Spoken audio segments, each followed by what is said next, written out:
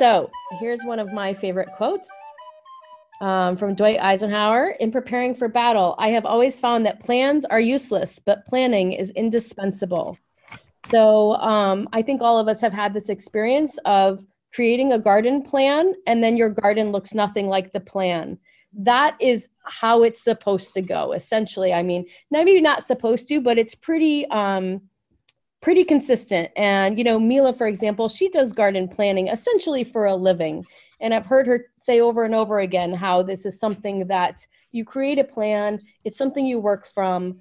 The garden in the end rarely looks like what you imagined it would, partly because a lot of things come up. Maybe you dig a hole in a certain spot and there's a giant rock where you weren't planning there to be a giant rock, or you know, a plant you planned on procuring is not available. You think in February, I'm definitely going to put a purple Cherokee tomato in that corner. And then you go to the nursery and there are no purple Cherokee tomatoes. And so you're always creating plans, and those things are meant to be modified and over time evolve.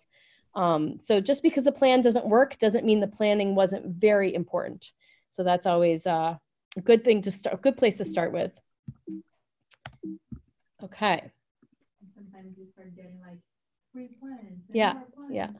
Okay. So let's talk about the benefits of a good plan, right? What happens when you have a really good plan in place?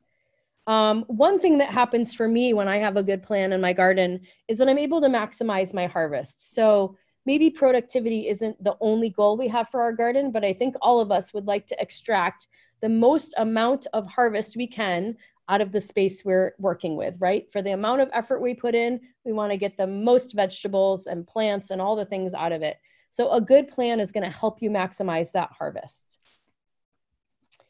The other thing that's really a bonus in gardening is if you can minimize how much physical work it is.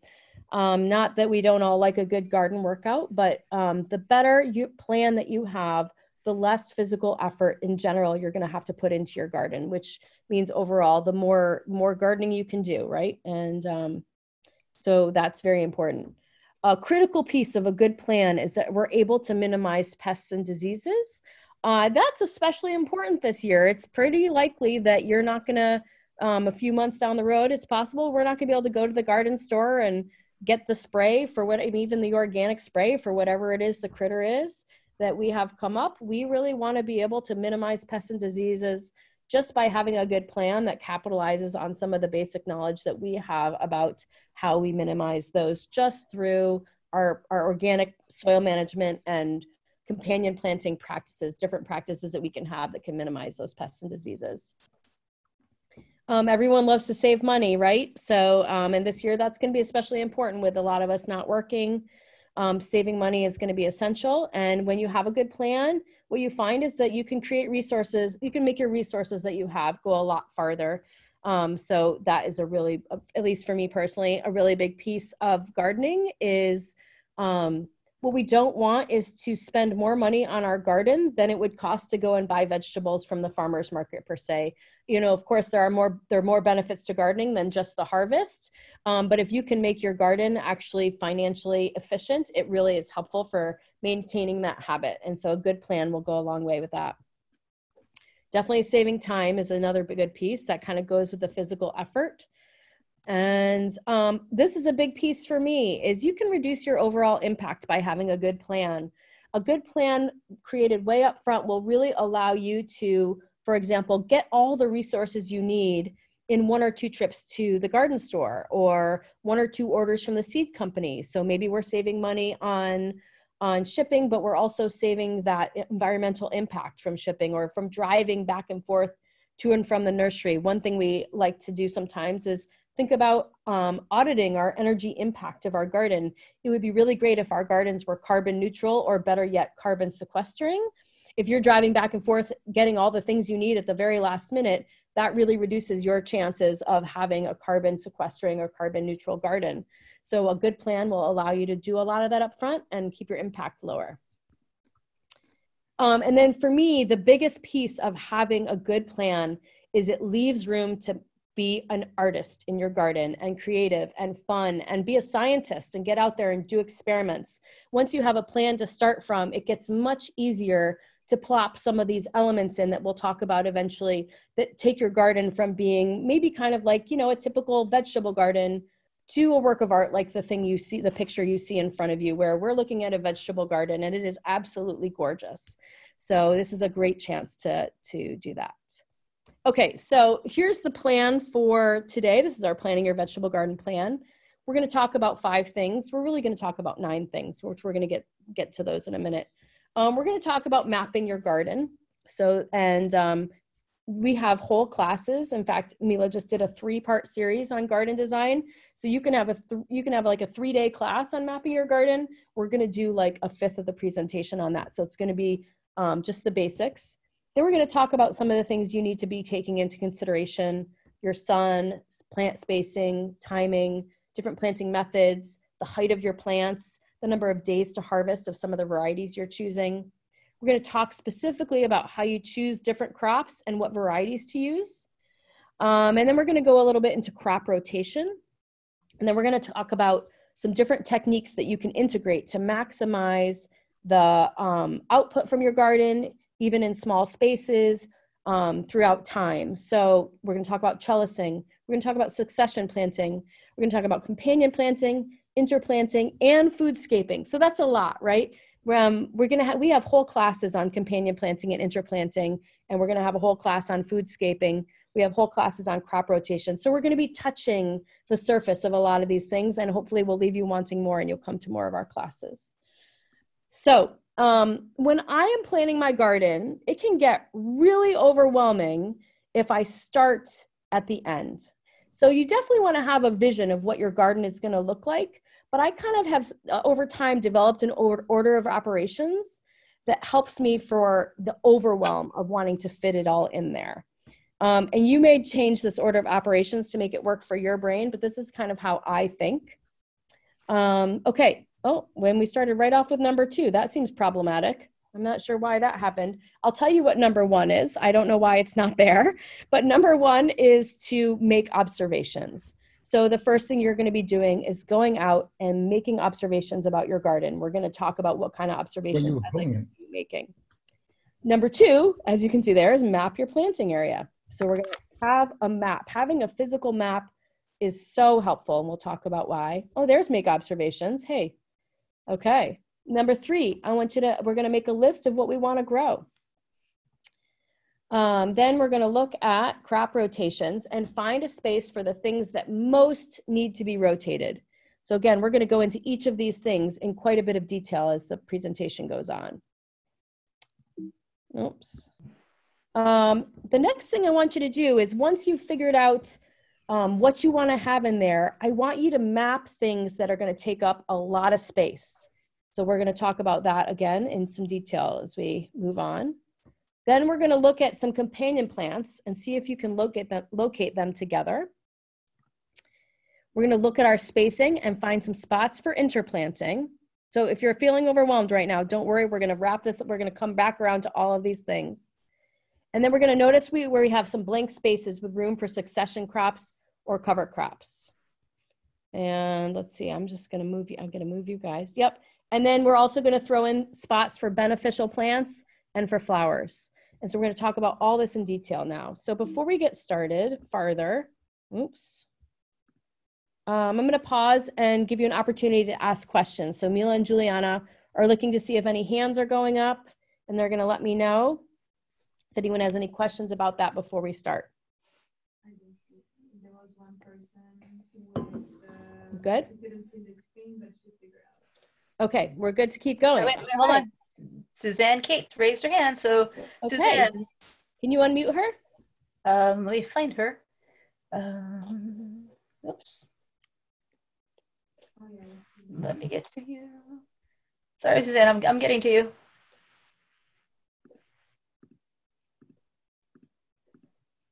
I unmuted myself. Is that Oh, okay? good. Yes. Oh, there you go. Even better. Okay. My question is, are these slides going to be available for us to print out? Yes. Yes. I will make a PDF of the slides and send them out after. And I apologize that I didn't do that ahead of time. It was definitely a scramble to get this all ready for Zoom. but we're going to send you, not only will we send you the PDF afterward, but we're going to send you, there's some links that are probably going to get mentioned during the presentation that we can send you a follow-up email, and Perfect. we'll make a PDF and we'll send it along, because I know there's going to be a lot in here. Thank you. Okay, we have a hand from Kristen. Okay, Kristen, go ahead and unmute yourself. Hey, Jenny. I'm just curious about soil. I had to step away, so I don't know whether the list included amending soil in any way. It didn't, and we can talk about that, but that really falls more in things you do to prepare your garden, but maybe not necessarily the planning. We'll talk about observing your soil a little bit, but that would probably come more in. So just to follow up, this weekend we're going to have a Veggie Gardening 101 class, and that class will kind of go pretty deep into soil and stuff like that. And we have one more hand up from Margaret. Margaret. Can you unmute yourself, Margaret? Yes, I did. I was wondering, I know this might also fall into the preparing your garden, but if you have to choose between early morning sun and afternoon sun.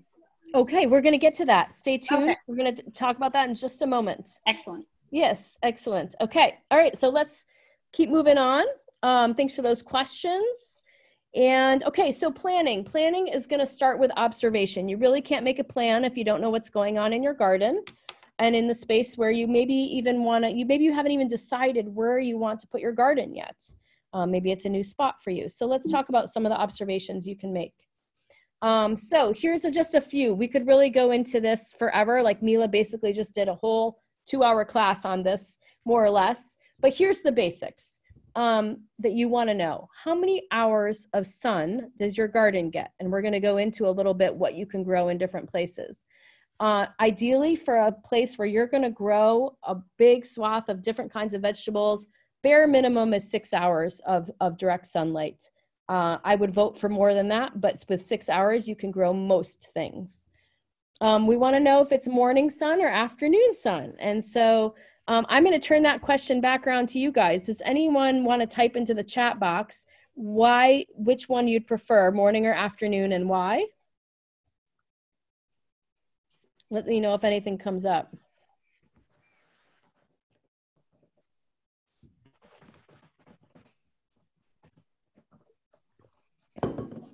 Maybe afternoon sun, because it's also warmer then. Yes, thank you. Yes, so for us, in general, in a garden, unless you're growing a garden that is just, I would say like greens and cilantro, otherwise what you'd prefer is afternoon sun, because the temperature of the air is now going to be warm in addition to the sun shining. So that just allows the processes of photosynthesis, all the enzymatic reactions that happen in a plant to happen at a more optimal condition in the afternoon. There are some things, like if you're trying to grow some cooler crops during the middle of the height of the hot season and you're making an attempt at that, you might put those in a place that only had morning sun. You still might find them to be not performing the way you want them to, but sometimes I'll experiment with that. Does that mean if you only have morning sun, you shouldn't plant a garden? Certainly not, but you might adjust your expectations to not have some of the hotter crops. You might not invest as heavily in some of the crops that require a lot of heat. And I do want to point people to a resource, and we can include this in the backup materials, but there is a website called findmyshadow.com. And it's a pretty powerful little free engine where you can put in your, find yourself in the world. So there's a little Google kind of map that you can go to. You can tell them what your time zone is, and you can even play with the blocks to kind of make it blocks of where your house might be, and your garden shed and your fence and big trees and such. And then you can tell it to tell you what's the shadow on April 1st at 9 o'clock in the morning. And it'll show you exactly what happens at 9 o'clock in the morning on your property. It's a really powerful tool, and it's fantastic for understanding exactly how much sun you have. Now, if you know you have a full sunny place, no worries. But if you're not so sure if that's the right spot for your garden or the other one is, then definitely take some time and map out where the sun is on your garden spaces so that you can choose the best spot. Thanks, Mila. That's awesome. Yeah, I didn't even know about Find My Shadow until Mila told me about it last week. Very cool resource. Okay, so moving on, what is the texture of your soil? And this does have to do with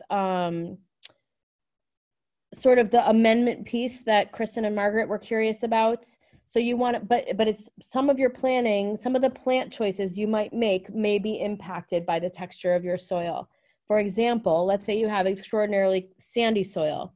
There's very few of us in Ithaca that have extraordinarily sandy soil. Root crops grow really, really well in extraordinarily sandy soil. Vice versa, let's say you have really heavy clay soils, which probably most of you have. You may need to pay a little bit more attention to disease and insect issues. And so we'll talk about that. So knowing the texture of your soil will help you come up with your plan somewhat.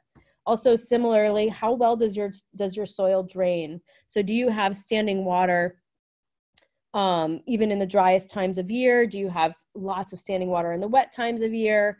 How quickly does that water disappear after we've had a few days of dry? This can, again, give you some indications on what types of crops are going to tolerate your soil, but also what kind of attention you're going to pay to certain insects and diseases.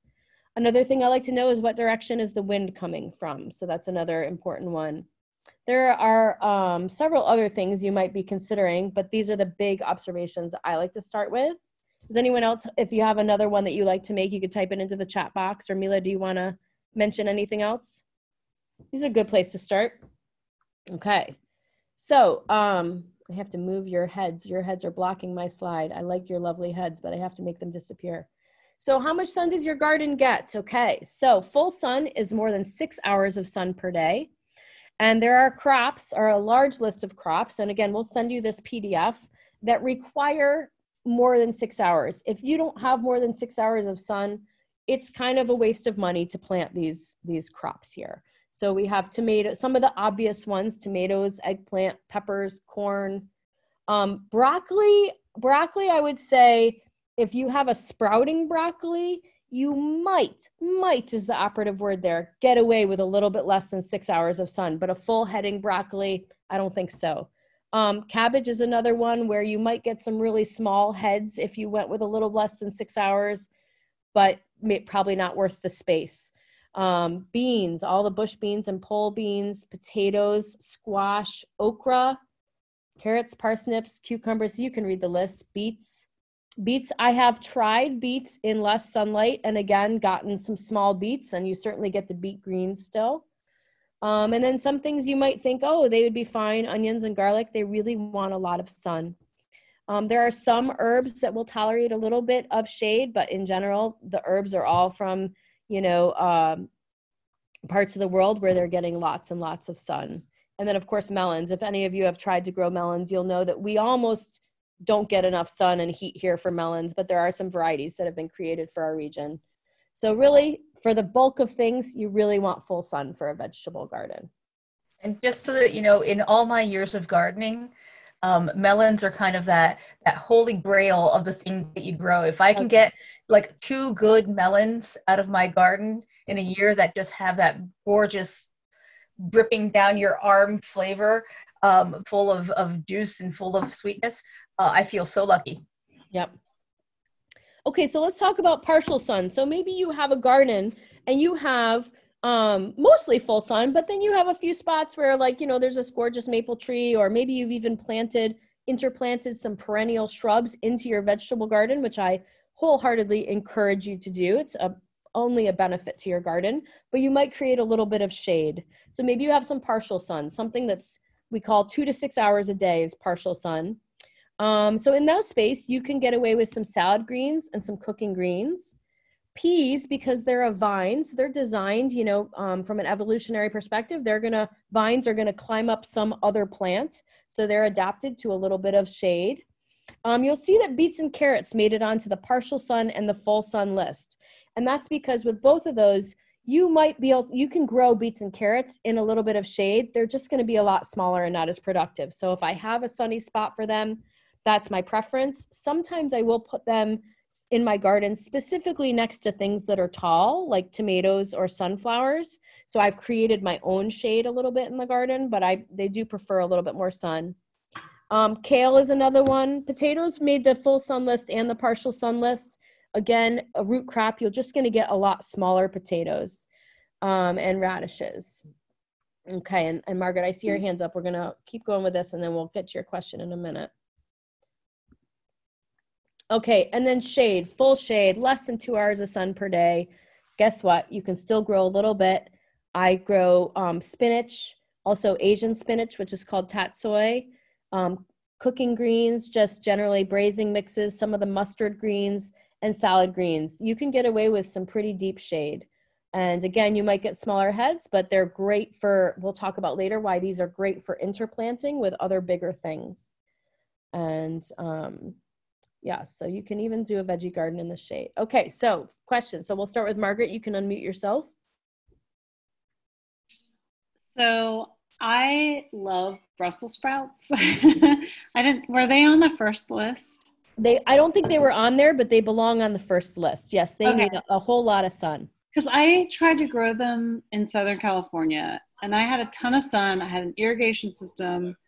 Like, I don't know what I did wrong, but maybe they'll grow better here. They will grow better here. So some of these crops are really adapted to a cooler climate, and Brussels sprouts fall in that category. So in parts of Southern California, in parts of California where the Brussels sprouts are grown, it's really a little bit more higher elevation. Or I was very dry.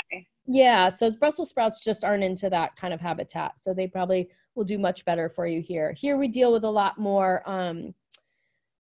pests and diseases than you would in a dry environment. So Brussels sprouts around here will get aphids, but they grow fantastic in a colder climate, and they also taste much better coming from a cool climate. So any other questions before we keep going about observing your site? Okay, we're going to keep moving. Okay, so let's talk about making a planting map. So some of you may have already mapped your garden. This is just an example of a planting map. One of the things, there are so many different forms that a planting map can take. You can do an electronic planting map. You can do something on graph paper. You can just sketch out something. You can download an image from Google, what's it called? Google Earth, thank you, from Google Earth, and overlay, polygons and get very creative. And you can take a photograph of your garden and put that into an online computer, module and draw polygons on there. So everyone has a different way that they do it, but we're all looking at the same goal, which is really trying to figure out spatially where different things are going to work. So one of the things when you're making a planting map, you're going to need to decide is what is the style of garden that you're going to want to make? Are you going for something organic and artful like we're looking at here? Oops, hold on. Maybe something like this. This is quite a big garden where they've kind of got things on a contour. So they've got some, they're not lines, but you can see that they have different rows kind of going across, but with different formats in there. They've got raised beds mixed with a caterpillar tunnel there and all sorts of things going on. Or you can go with good old-fashioned straight lines, and that can be very beautiful and artful as well. The simplest thing to do is straight lines. I mean, there's just no doubt about it. It's simpler. However, for some of us, depending on your personality, straight lines just might not float your boat. Can't do it. Yeah. Go ahead, Mila. Were you going to say something? I can't do it. I try, and I cannot do straight lines for the life of me. No. And, I, for the longest time, resisted straight lines. And as my garden got bigger and bigger and bigger, my garden became a combination of straight lines with lots of organic shapes kind of mixed in. Because what you'll find is that certain crops really lend themselves to being cultivated well in straight lines, and other crops don't care at all. So you can kind of learn through time which of those work best in which formats, and we may discuss that a little bit.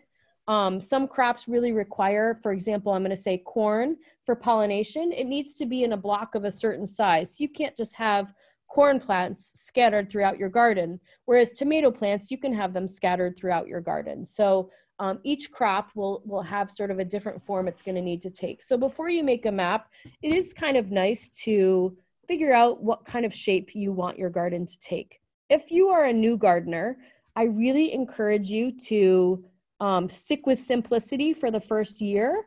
It's not that you can't go make some sort of spiral or rainbow or, you know, whatever big floral mandala thing, but in your first year that can get pretty overwhelming.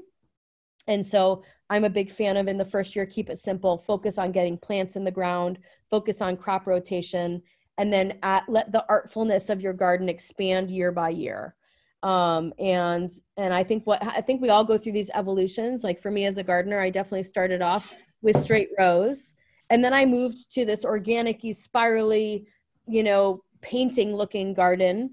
And then as my garden got bigger, I found now I wanted to use things like drip tape for my irrigation. And all of a sudden I was back to straight lines. And then I got sick of straight lines and I went back to organic curves. So it's something that can grow and evolve, and don't feel like once you've chosen a certain style that you're wedded to that style forever. Okay, so the first thing you want to do is you want to sketch your space, and you need to do that. It can be, again, it can be in any format. It can really be pretty rudimentary, where you're just literally making a little sketch. A little sketch is much better than nothing. And so don't get obsessed with making, you know, using the best technology and making a perfect 2-scale model. That's great. You can totally do that. And also you don't have to do that in order to get started. So I really encourage you to always kind of lower your expectations and then work up from there, rather than setting a lofty goal that you're gonna, you know, download Google Earth and then make all these polygons when you've maybe never mapped your garden before. Just get something on paper to start. So you'll notice in this map, they've got the house listed in there. They've got the walkway. They've identified, you'll see in the corner there, they've identified where their water spigot is. That is a really great thing to do, to let you know where your water's coming from. It's a shame when you plant your garden and all of a sudden you find out your hose can't reach to the place where you've put your garden when you had a choice to choose between 2 areas. You also want to make sure you know which direction is north, south, east, and west, and we'll talk about why that is soon. And then also anything that's going to provide shade. So you see they've got the tall bushes mapped. And in this case, they have mapped out the, you see the outside the square that says planting space, it says 4 feet by 8 feet, and then the other one is 4 feet by 4 feet. So they do know the size of their planting space. That's going to be really important in letting you help you figure out just how much you can fit in that little space. So you don't necessarily have to map every single element. You don't need to know the exact size of your house. Yes, it's extra awesome if you can do that, but don't let that stop you. Just make sure you know the size of your planting space. Okay, so once you have a planting space, for me personally, I find it very helpful to create either on graph paper or just another piece of paper for each individual planting space, my own little mini map. It can get really overwhelming when you put a whole garden on one piece of paper, if you have a really large garden. And so you can see in this case, they've taken that 4 by 8 planting space and now they've graphed it out as 4 feet by 8 feet. Now I eventually like to make a giant picture of my whole garden, and that itself can be, I've seen some amazing pictures where people have gone to great lengths to create this garden map that's got watercolors and it just really can see the work of art that your garden would become. But this is a great place to start. It's just a piece of graph paper. And so as you make your map, you're going to think about a couple of things, and we're going to get into this a little bit more in a minute.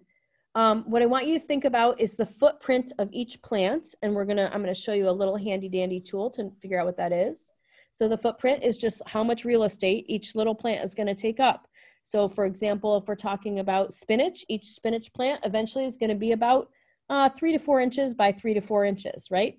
Whereas if we're talking about something like a lettuce plant, that's going to be more like 6 inches by 6 inches. And if we're talking about a squash plant, now we're talking 3 feet by 3 feet. So we want to know the footprint of that plant. And we also want to know the vertical space that plant is going to take up. So how tall is it going to get? We also want to know for that for the space, if you're doing any crop rotation, which I'm going to encourage you to all do, we want to be thinking about crop rotation as we're making our map. So if you're somebody who's gardening in the same space year after year, if you make these maps, one thing that I do right before I make a new map is I get out last year's map so I can see where everything was last year. A lot of us think we're going to remember where we planted things the year before, or maybe even the year before that. Guess what? I'm like, you're not. I don't care if you are like a Mensa club, president. You're not going to remember where you put things the year before, but you think you will. Make your map, even if it's just scribbled down so that you can get it out the next year. As you like your map, another thing I want you to think about is succession planting. So succession planting is just one thing coming after another. So for example, as you're making your map, you might know, for example, that spinach is something that, I don't know, around about the end of June around here, it's going to start bolting and it's not going to be spinach anymore. It's just going to be spinach flowers. So that's a great place for you to put in something new. I would even say the beginning of June, really. So being able to think about, hey, I'm putting spinach in this location, but in the summer, I can actually put a completely different plant in that location. So we're going to talk about that. And that's related to the fourth point, which is we want to know how long each of your plants is going to stay in the ground. So once you know that, that's also going to help you make a plan. Okay, so every time I try and advance the slide. Okay, so let's pause again. I'd like to hear, are there any questions? Feel free to unmute yourself and raise your hand. No questions. Okay, we'll keep growing. I want to hear from you. We got a thumbs up. Okay, thanks for the thumbs up. Wait, we have a question from Dave Platter. Okay, Dave, unmute yourself. I'm looking forward to hearing someone's voice. Hi. So I guess my question is just how do when plants have certain spacing requirements, how granular to get, how detailed do you get in, like, we can fit this many plants in this square foot. Yep. Versus kind of a more general approach. So I'm going to answer that question with the classic garden answer, which is it depends. And I think it depends on your personality. So some of you are going to want to map things to the plant. That's just your nature.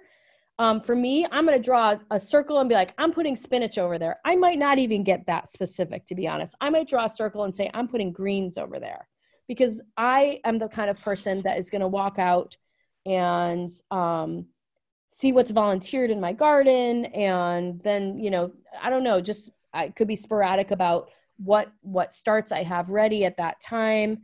Whereas some of you are going to be like, to the point where you're like, I'm going to do the math. My family loves spinach. I'm going to do the math about how many spinach plants I know. So Mila's raising her hand. She's going to do this. I'm going to calculate how many plants I need to plant in order for my family to have spinach salad every night from, whatever, April 7th to June 2nd. And if you get into math like that, there are formulas, and I will actually show you. There's this book here. This is only for those of you who really want to overwhelm yourself, but it's up to you. This book is, it's probably backwards for you guys, but this says how to grow more vegetables.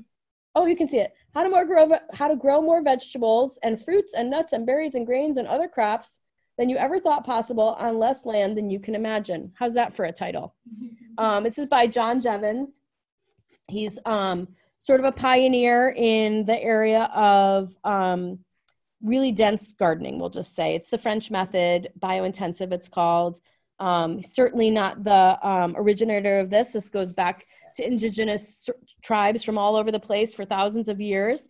But this guy wrote it down in a book and gets a lot of credit for it. So as is the case, I always like to acknowledge, as is the case with pretty much every gardening technique we're going to teach you, has been originated by indigenous tribes from somewhere on this planet and then adapted by us, and then some white folks wrote it down in a book in general. That's kind of how this story goes, but we really like to pay homage to where a lot of this has come from.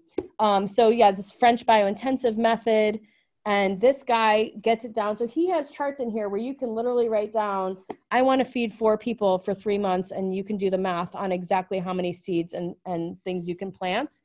And then there's me, who's just like, I always grow enough food for like maybe 10 times more people than I meant to. And I can't be bothered with doing the math.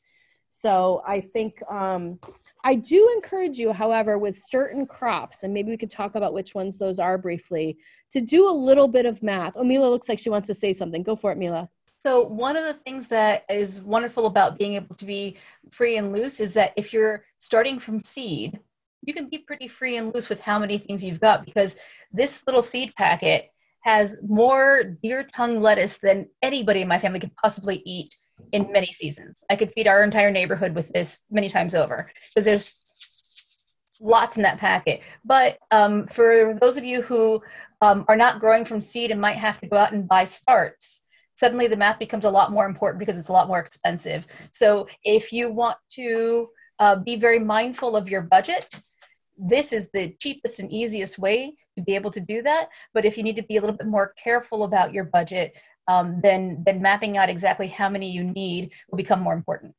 Yeah. Okay, and it sounds like we have another question. Who's it from? Are you going to talk about the square foot gardening? Oh, am I going to talk about the square foot gardening? No, I'm not going to talk about the square foot gardening per se, but wait till you see a couple more slides down the road. It's very similar. Mm-hmm. And so we'll get into that in a minute. And we have a hand raised by, it says Parenting Village. Not Okay, sure who that Parenting is. Village, what's your question? Hey, sorry about that. My name's Dave. Dave. You're talking about succession planning. Mhm. Do you, and knowing when different plants go to bolt or whatever, is there a good resource out there for finding what that is so you can plan to that? Yep, we're going to get to that in a few minutes. Okay, cool. You bet. And thanks, Mila, for your point, because that's really good stuff. So I appreciate you jumping in. And okay, so let's keep moving.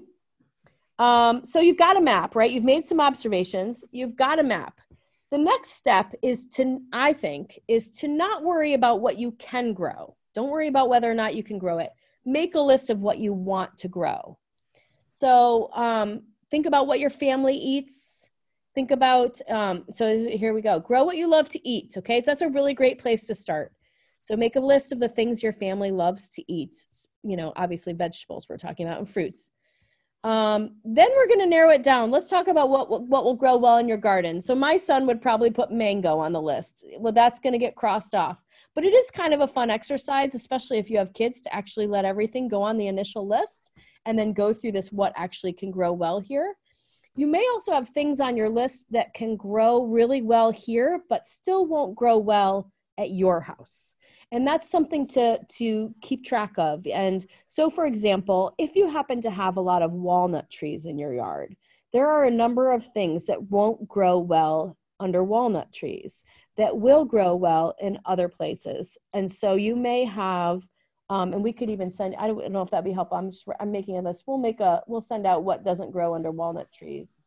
And so, knowing what will grow well specifically in your garden, and that may take a little bit of research on your part. Another place I like to go to is when I'm having to narrow down because of space, I go specifically to what is expensive to buy that I don't want to buy. You know, if any of you have bought a tomato at the farmer's market, of course we love to support our farmers, but it is not hard to walk away with a $5 tomato or a $8 head of cauliflower. So for some of us, whereas potatoes, you know, are in the height of the season, they're like 99 cents a pound. So I like to look at some of the things that are a little more expensive to buy when I'm having to narrow down my list. You also need to focus on planting what you have room for. So we're going to get into this a little bit later, but if you have a 4x8 garden bed, you need to cross zucchini off your list, right? It's not going to be something that you're going to be growing because it's going to take up the whole bed, or, you know, watermelon is not going to be a wise choice for you. So thinking about what you have room for.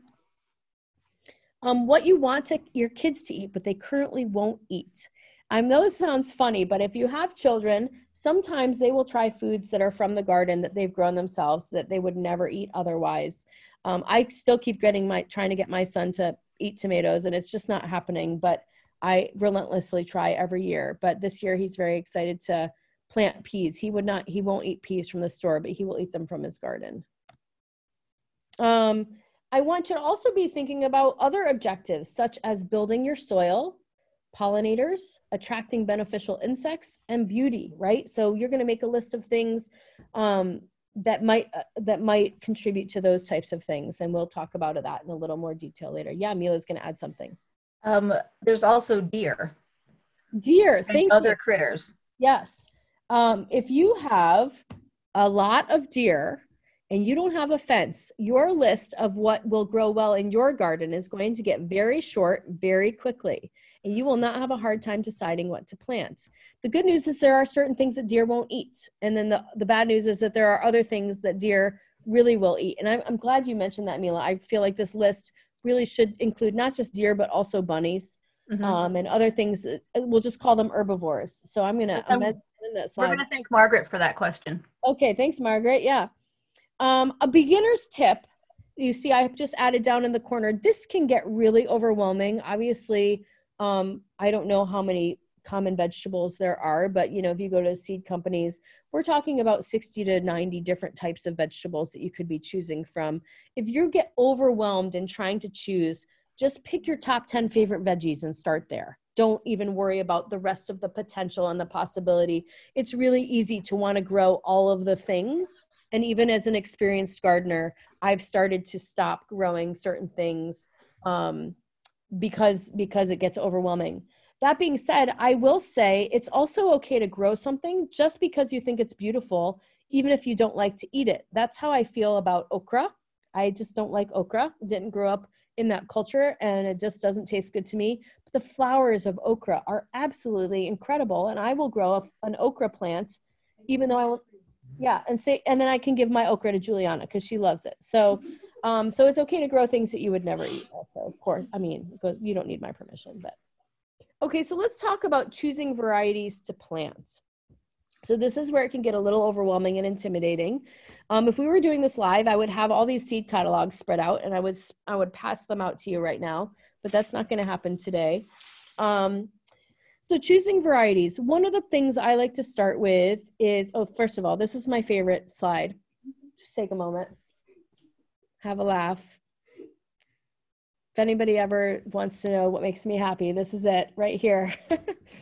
So one of the best parts of planting your garden, you can also say, hey boy, of course. One of the best things about planting your garden is having time with seed catalogs and taking some time to really just flip through and look at them, circle varieties that look exciting to you, plants that look beautiful, things that look delicious, things you think the description sounds great on. What I encourage you to do is to start with seed companies that are specifically locally adapted to our region. So we're not supposed to plug individual places, but the good news is we only have one truly regionally adapted seed company. So I will give you now a list of all the regionally adapted seed companies. Number one is Fruition Seeds. There's the list. So Fruition Seeds is based out of Naples, New York. The young woman, I call her a young woman, that made me sound like 200 years old. She's like 5 years younger than me. Her name is Petra Page Mann. She is an incredible breeder, plant breeder, and all around wonderful gardener. I really encourage you to go check out Fruition's website. They have so many free videos and so much free content and wonderful information. And Petra's also an incredible storyteller. And Fruition Seeds is growing, they're breeding vegetables very specifically for our region. And so being able to start with a catalog that only has things that are bred for your region really increases your chances of success. So once we start to look at other catalogs of maybe other companies that are farther away, the farther away we go, the less likely those vegetables are adapted for our soils, our climate, our bizarre rain patterns that we have here, all sorts of things. So we really want to be working with the closest thing we can. When I am done with getting what I need from Fruition Seeds, the next place I go is High Mowing Seeds. And I choose them because number one, they're 100% organic. So Fruition and High Mowing are 100% organic seed. Most seed companies have a mix of organic and not organic.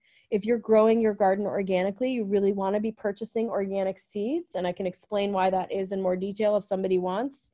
And it's not just about their methods of production. It really has to do with being adapted to the level of neglect that they're going to get in your organic garden.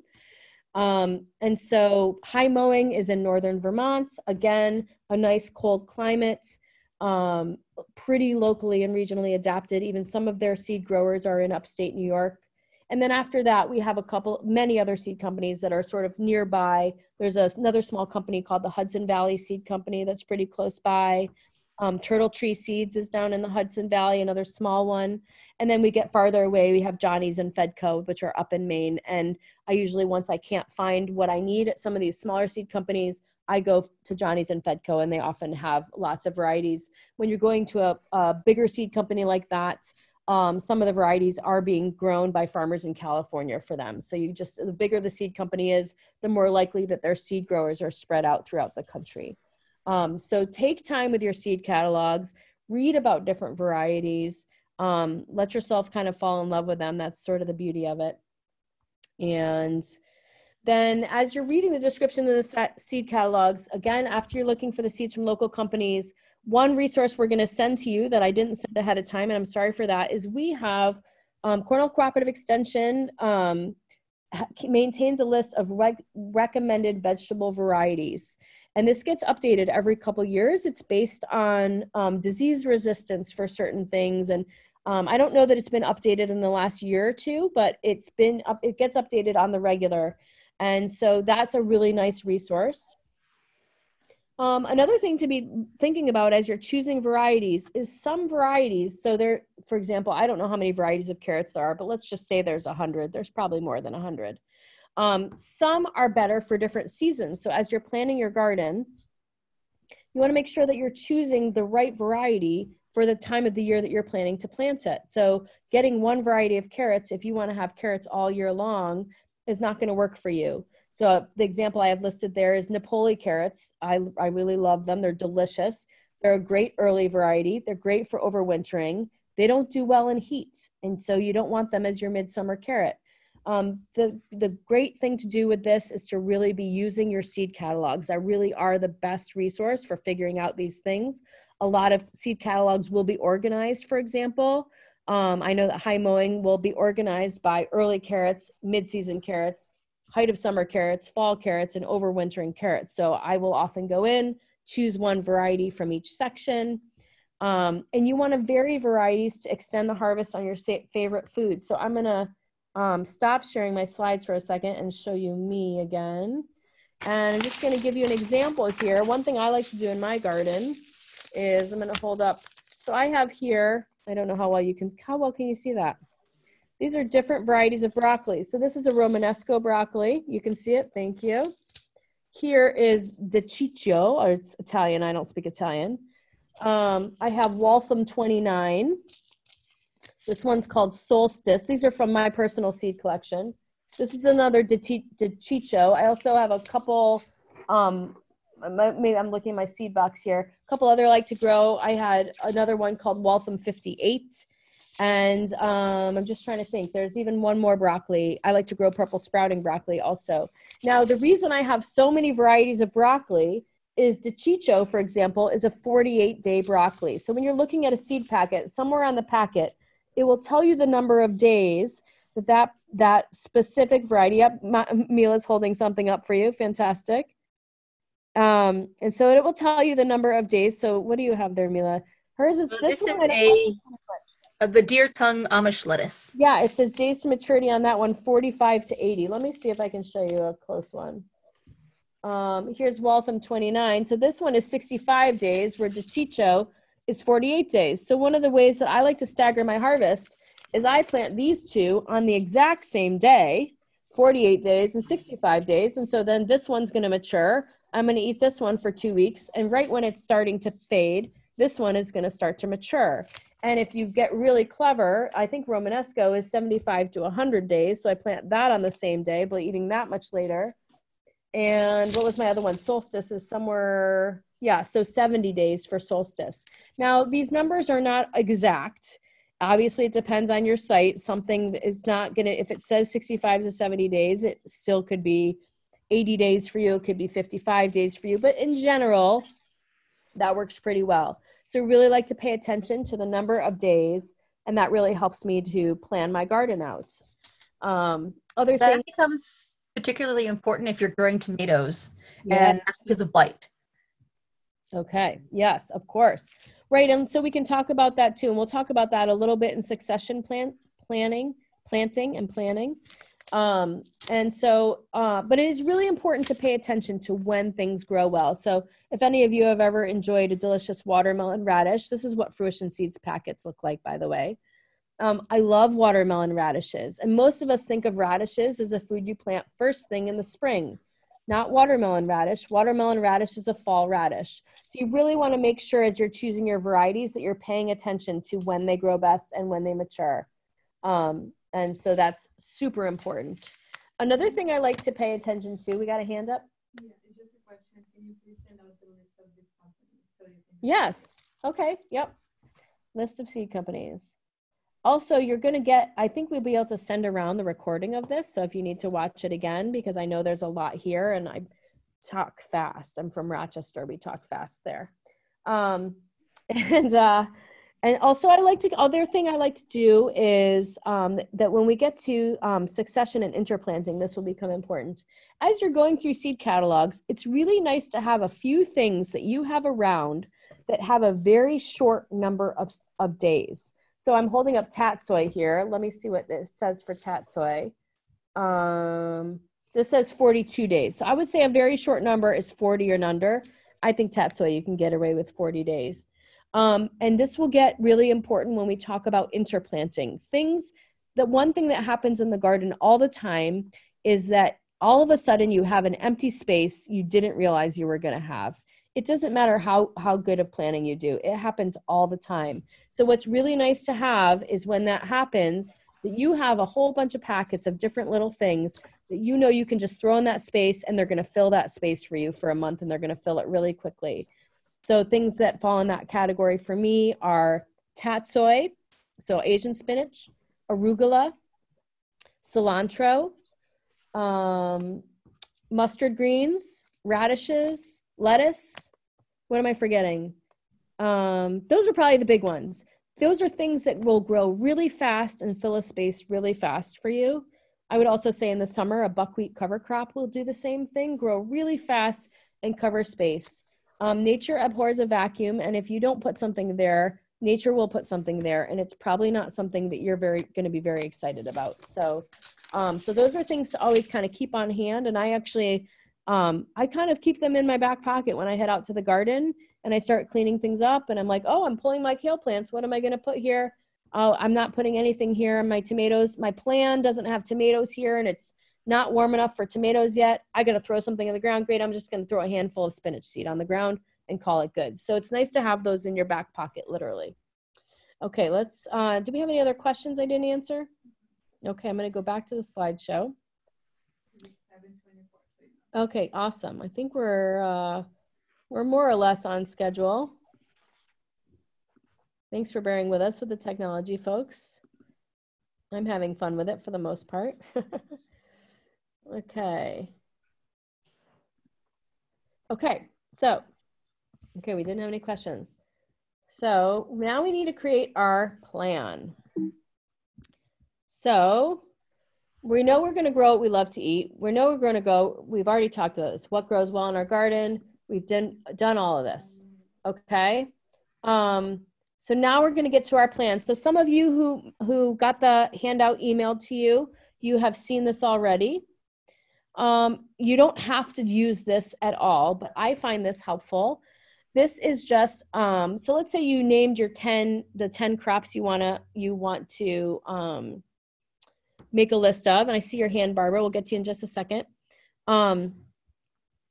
You might just write those down the side under where it says crop. You might just write tomatoes, corn. You figure out exactly what your 10 things are, lettuce, broccoli, watermelon, and you just now have your 10 things and you write them under the crop.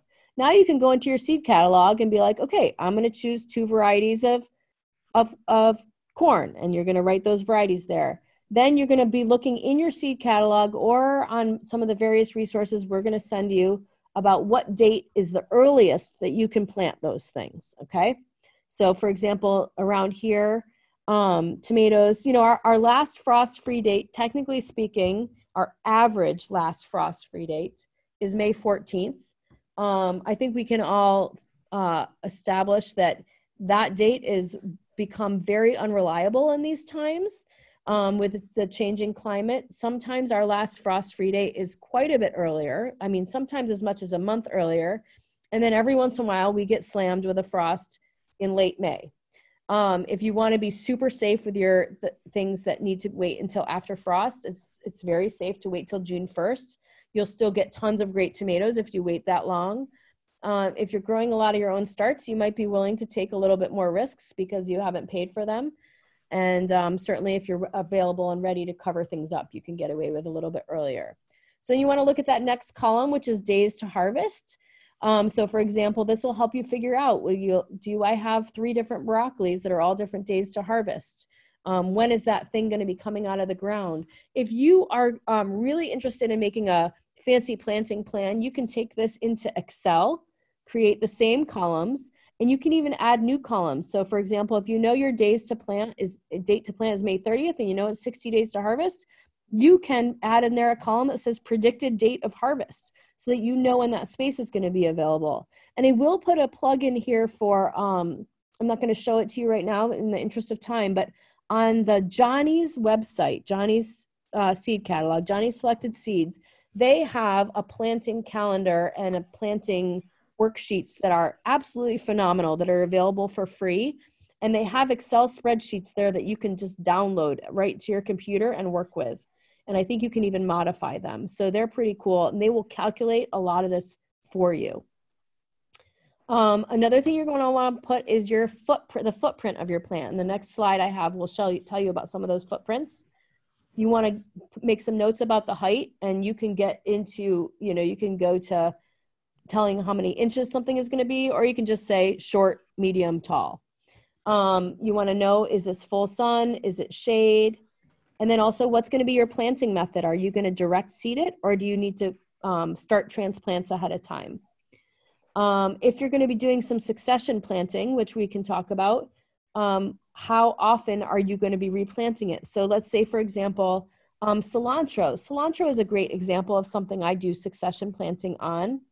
Or green beans is another one that I do succession planting on. And so you might decide how often you are going to do succession planting on that thing and put it right here in the list. So for green beans, for example, I generally plant green beans every 3 weeks to be able to have a continuous harvest. With cilantro, it tends to bolt pretty quickly. I go more every 2 weeks on cilantro and lettuce. And so some of those things are really easy to find resources for online about how often people recommend them. Also, if you have any gardening books, they often will have that. I'm going to just plug another gardening book. This is Elliot Coleman. It's the 4-Season Harvest. And it is a fantastic book for garden planning. It's got so many great resources in here that we're not even getting into. It could teach like a 2-month class on garden planning. But he's just got an incredible number of resources in here on planning your garden and goes into a lot of detail about some of these things, especially succession planting. And Mila, you have his other book there. Could you hold that one up? Another basic one is The New Organic Grower. He just came out. She's actually got the new edition, which I'm jealous of. My book is 20 years old, and there's some new features in this new one. So these are 2 great books to have for garden planning. I kind of feel like every gardener should have these in their library, or could have these in their library, or could go sign them out of the library also, because that's a great thing to do too. And then you'll see on the number of, that last column, the second to last column says number of plants per seed. You don't have to get that detailed, but it is kind of fun to think about how many. This gets back into Dave's, I think it's Dave's question from earlier. Are you going to calculate actually like how many plants you want? Maybe for something like tomatoes, you're definitely better calculate how many plants you want, because you don't want to end up with, like I commonly will end up with 40 tomato plants. And then I'm like this desperate to get rid of tomatoes at the end of the season. I actually often end up with 100 tomato plants because I have a diagnosable garden problem. But for most of us, but you have many friends. Yes, luckily I have a lot of friends. It's not the worst problem in the world. But the truth is that there are you don't want to end up spending a ton of money on 10 tomato plants if you only have room for 2. So to be able to plan ahead, but then maybe something like lettuce. Maybe your family has salad for dinner every single night. If you are that person, you can be growing all your own salad every single night. Now, if you are that family, you want to make sure that in the spring you're planting spring lettuces, in the summer you're planting summer lettuces, and in the fall you're planting fall lettuces. Not all lettuces will grow all season. So these are all little things that once you have a little spreadsheet like this, it will really help you to plan that out. And again, you can get really detailed in how far you go with this. You can make columns for spring planting, summer planting, fall varieties. And so you can take this to the nth degree, but you can also just start with this basic sheet and it can really go a long, long way. And as I've gotten, I'll get to you just a second, Mila. As I've gotten, I think that there's a kind of an arc of gardening. It's like you start off and you start simple, and then you get to this point where you make things really complicated. And then at some point you go back to simplifying. So I've already gotten to that point in my gardening career where my spreadsheets got very, very complicated for a while. And now I'm back to simple because I think in the end it becomes more efficient. So, and then let's not forget Barbara's question also, but Mila, go ahead. Well, I was going to bring up some questions that we have in our chat, but the first thing I was going to say is, as far as gardening resources, we don't have access to our brick and mortar library right now, but everybody who lives in New York State can get a free membership to the New York Public Library down in Manhattan. And it's a simple thing to do online, but these books that Jenny and I were talking about, the Eliot Coleman, they're available as ebooks through the New York Public Library. And so you can just download them onto your device and have them there as a resource. And you can do that pretty much anytime, which is great to have right now. So back to the question. So we had a question. Well, let's do Barbara's first since she was the first one up there. Can you hear me? I just unmuted myself. Yep, I hear you, Barbara. Okay, just one small comment, Mueller, about NYPL. They've actually, because of all the libraries being closed, they just changed how many books you're allowed to have charged out at a time, and it's only 3 now. It used to be 10. So just bear that in mind. If you put a hold on that book, it may take months till you get it. Gotcha. Okay. Anyway, so what I want to know is, I've been growing for years and years and years, and I've kind of settled on my 2 favorite seed companies. And Jenny, I want to know your opinion about them. Yeah. The first one is Baker Heirloom Seeds. I really like what they have. They are in Missouri, that's not our zone, but they have a lot of kind of interesting, funky stuff that you don't find in other places. And the other one I really like that I've had great success with here, and they're from Connecticut, is Kitchen Garden Seeds, John Shepherd's. John Shepherd's, so my first question is your opinion about those 2 places. Oh, yeah. Well, I'll tell you, in both cases, I have limited experience. So I think that whenever we have small seed companies we can support, I think it's fantastic. We have a lot of overlap with Missouri in terms of, especially in the mountains, they have a lot of cold there. And, another one I'd put a plug in for is the Seed Savers Exchange. Right. So there's a lot of fantastic seed companies out there.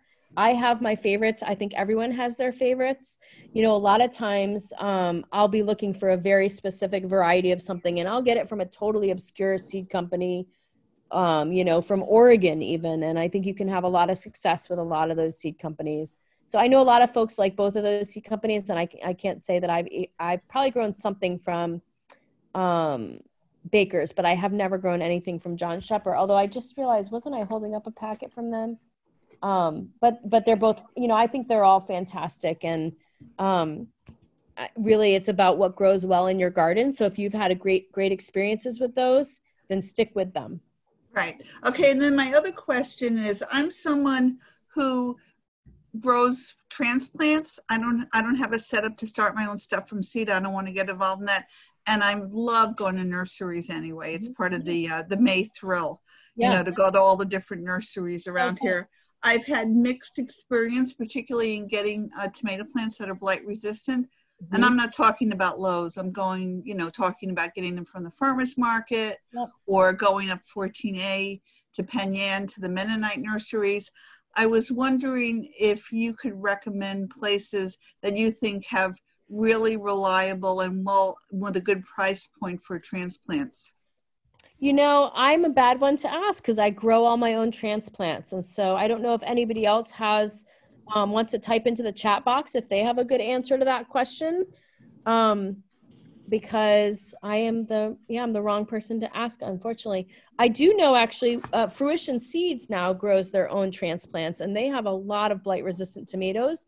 I don't know that they're particularly cost-effective, but they're also a great company to support if it's in your means. But yeah, they're growing a ton in their greenhouses now. And Karma grows plenty. Say that again? Karma. Karma, yes. Oh, yeah. So at the plant sale, you'll see Karma Gloss from Kingbird Farm. She's got a lot of tomatoes and peppers, and she definitely is growing some blight-resistant varieties. But yeah, it's a great question. And sometimes there's varieties that we really want. If you want something that's fairly unconventional, a lot of times you do have to grow it yourself or find a small grower that is growing it, and probably gets trickier and trickier with some of these more harder to find varieties. And a note about Barbara's question regarding John Sheepers. I've grown stuff from them before and love it. But one of the lovely things about John Sheepers is they have a fantastic newsletter that they put out every week. Right. And I don't subscribe to a lot of newsletters, but that's one that I always subscribe to because they tend to be very much on top of what to do in your garden that week. And so it's a great help for somebody who's trying to figure out what to do when. Right. Well, I latched onto them a number of years ago because I grow a lot of winter squash, and that I do start from myself. And they have a variety that the only place I've ever seen that has it called fairy squash, which is a small Hubbard. I still have some in my basement. I mean, they keep forever, and they're sweet and delicious and wonderful. Awesome. And they also have, if you like Asian greens, they have an amazing selection, more than I've ever seen in any other catalog. So we have a couple of other questions, some clarifying questions, Thank you. Jenny. Yeah, thanks, Sandra. I heard about the succession planting, right? Yeah, we wanted to get a little bit more about succession planting. Do you mean like literally pulling up the old plant, like uproot the old spinach that started flowering and put in a new seed or transplant? Yep. Don't let me forget that. We're going to get to a slide on succession planting, and let's address that there. I want to talk about the footprint really quick and keep us moving, and then we'll get to that when we get to succession planting. Okay. And what about the ones that need harvesting at once versus multiple harvests? Okay. Yep. We'll talk about that at succession planting. Awesome. Okay. Okay. So spacing is so important. So in your handouts that you received via email, and you got something we call it the common crop chart. And I love this chart so very much because it's going to give you information about the footprint of the plants.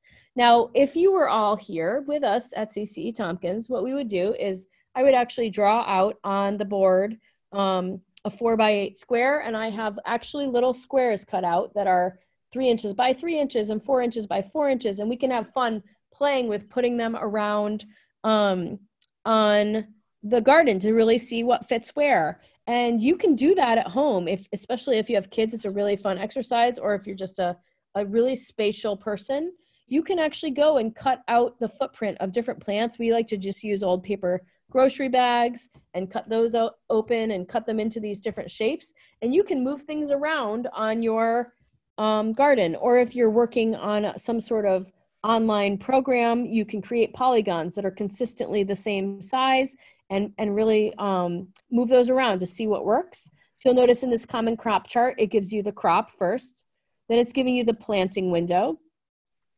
Then next one is the footprint. So you'll notice, for example, things you might not expect that you need so much space for, and otherwise vice versa, the other direction. So a basil plant is actually telling you that you need 12 inches by 12 inches for a basil plant. So a square foot for a basil plant.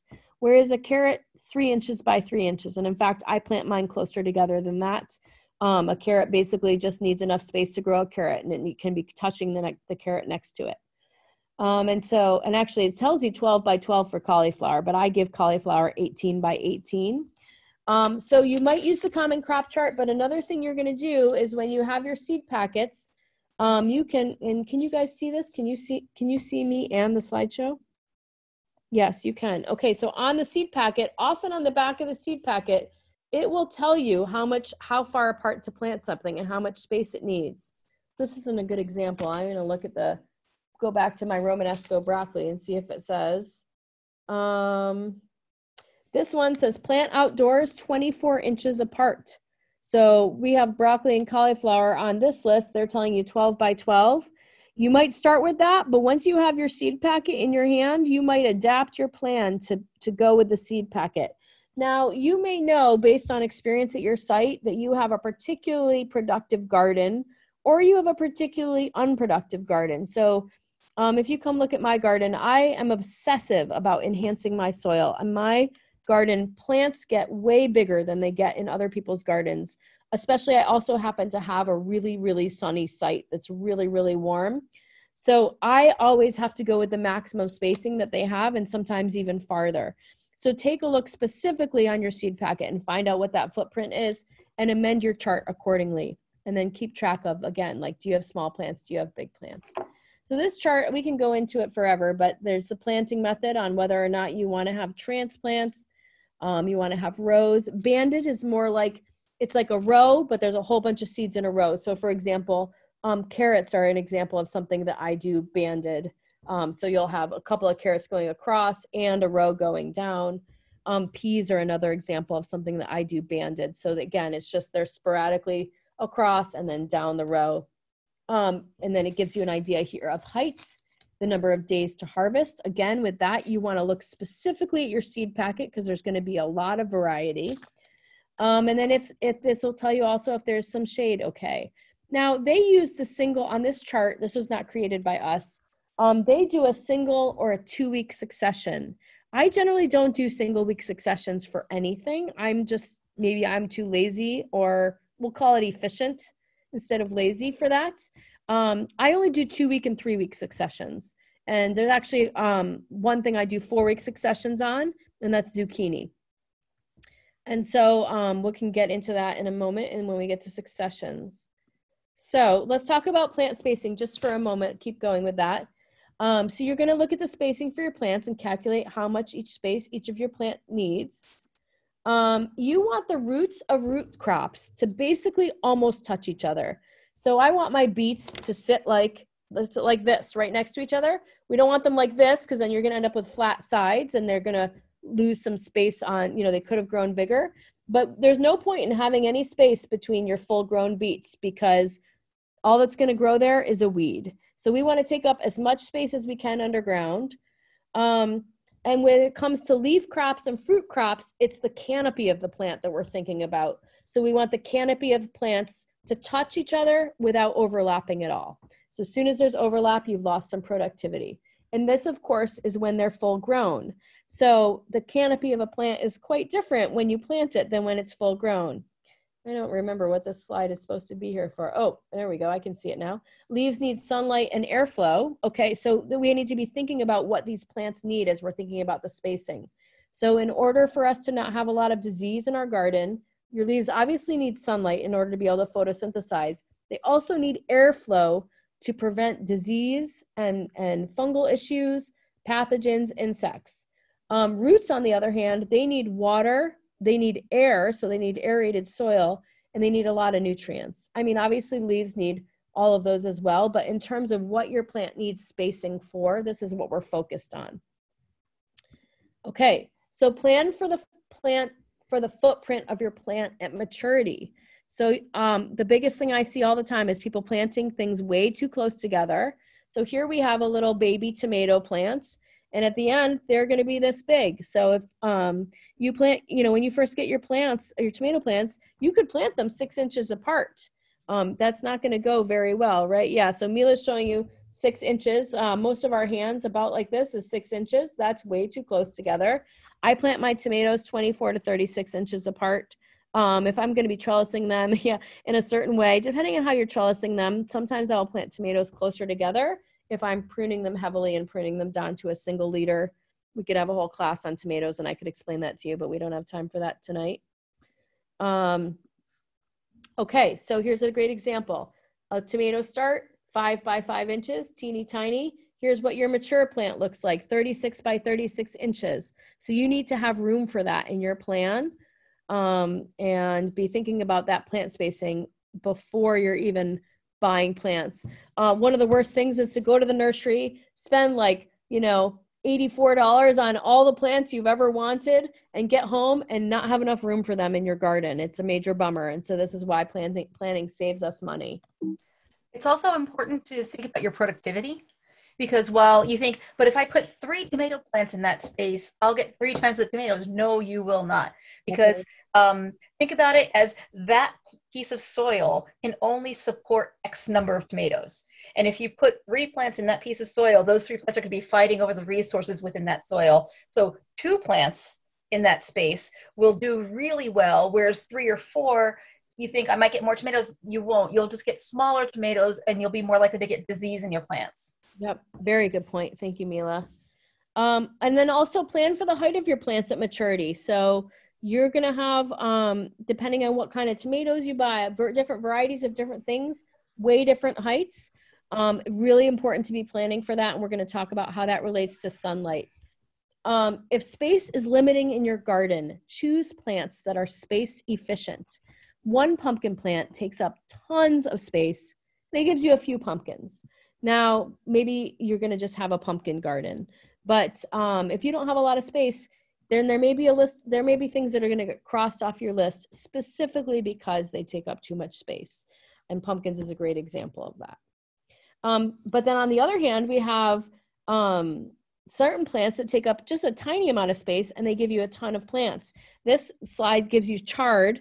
I would say if you're really short on space, to do one better and to plant beets instead of chard, because then you get greens that are pretty similar to chard, and then you also get a root on top of that. So we can really be what's that? On the bottom. Yeah. And I like beets. I call them the double vegetable because of that reason. It's more bang for your buck. So learn, back to the observation just for a minute, learning to track your sun. When you're planting, you want your shorter plants to the south and your tallest plants to the north. And so that's where we're avoiding shading our plants, our short plants with our tall plants. And you can really capitalize on space this way, excuse me, by keeping track of this kind of thing. Okay, so any questions on that so far? We're running short on time, but we're almost to the end. We have a couple of questions about soil. Okay, go ahead. The question from Pia is it better to buy your soil? It's always better to not have to pay for something, I would say. But some of you may live in places where you don't have a choice. So for example, a lot of you might live in the Fall Creek neighborhood and a lot of you may have lead in your soil and you have no choice but to bring in soil, for example, or there's certain parts of Lansing where there is no soil. Mila lives in a place where there's basically no soil, right? She lives really shallow depth to bedrock. And so she's only got one direction to go, and that's up. But it's always better to use native soil and enhance that with compost. And so free is always better, and nature will take care of things. But if you've bought a house for because you wanted to be near a certain awesome thing and your soil stinks, then you may need to buy soil. Another question? Early on, somebody was asking about, oh no, sorry, in our breakout group, we talked about how it's really easy to overplan and try to do too much. And one really great way to keep yourself from doing too much in your garden, but at the same time building your soil so that you can do more later, is think about where you want a future garden bed next year, the year after, and make it your compost bed for this year. Yeah. And that way you still feel like you're doing something productive with that space. You're using it for your compost. But in this year, you're just building the soil in that area and making great compost for the rest of your garden. And then the following year, when you're ready to kind of expand and grow as a gardener, you can move that compost to another section. And that space is now really rich and ready to grow for you. Okay, so fantastic. You know what I just realized, in the interest of time, because we've taken more time with technology, I'm actually going to hold most questions until the end now, because I realize we're just about to get to crop rotation. So we have several things to talk about still. We're good. We're good. We got this, you guys. I talk fast, and we also may go a few minutes over, and this is recorded. So if anyone needs to bail out, you'll get the recording, so no problem. Okay, so let's talk about rotating crops, because this is super important. Somehow I've pressed some sort of weird button that's giving me an opportunity to, I don't even know what's happening here. I can't advance my slides all of a sudden. I'm sorry. How do I undo this? Well, You can pause the recording. no, I'm sorry guys, hold on one second. This has come up and now I can't advance slides. Okay, how about this? While you do that, I'll address a question or two. Okay. So we have somebody who is asking about handling teeny tiny seeds. Teeny tiny seeds are often hard to handle and often will sometimes just get them pelleted because it's just easier to manage that way. If you don't want to do things that are pelleted, sometimes mixing your seed with sand makes it a little easier to handle. Just having to thin your seeds a lot because you put too many down happens all the time, and I'm just okay with that.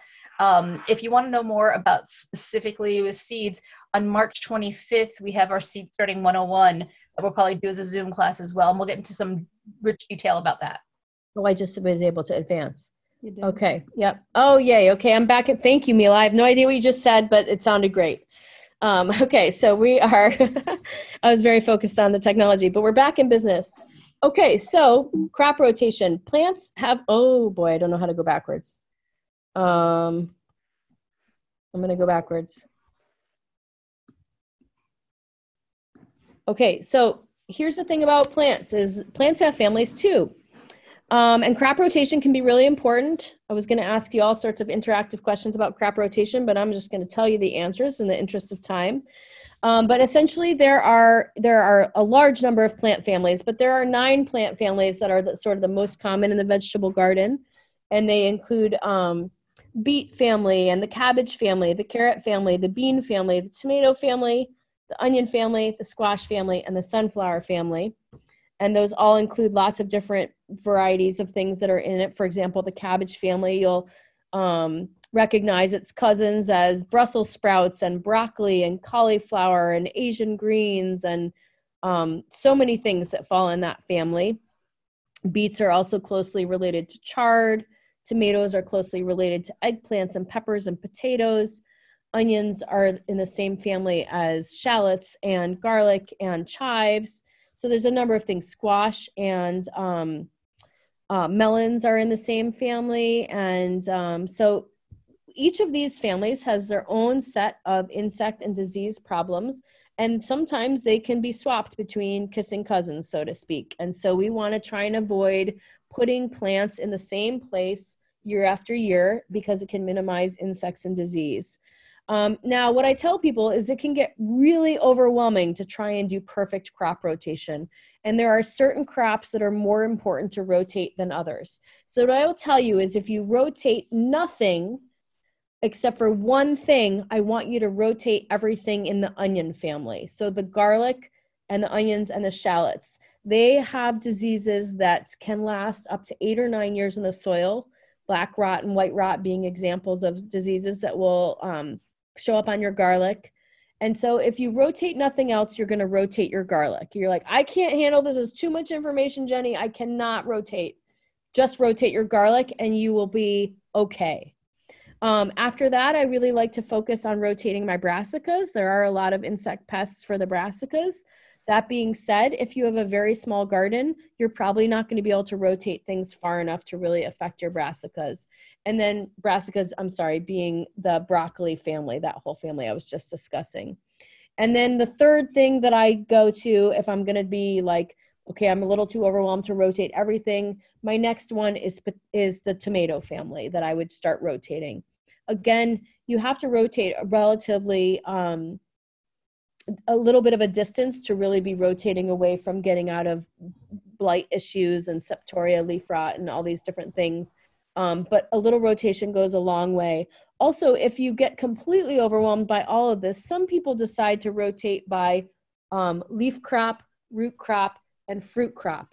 I don't find that to make that much sense, but it is a form of rotation. And so it can, you might have a root crop. For example, a turnip is a great example of something that is in the broccoli family. So that wouldn't help you with rotating the broccoli family. But if nothing else, rotate your onions and garlic, a minimum of a 3-year rotation on those. So if you have a spot where you've planted your garlic, you're not going to put it back in that same spot for 3 years. And that's going to be enough to break that disease cycle. if you're someone who's like, Jen, I can't do that. I've got this teeny tiny little garden. You might not grow garlic, or you might grow it, get a community garden plot that's just for your garlic, or you might experiment with container gardening. So that's another choice. And Leland, I'm going to get to you at the end of the slideshow, just in the interest of time. Okay, this was the question I was going to ask you, but I'm not going to ask you this question.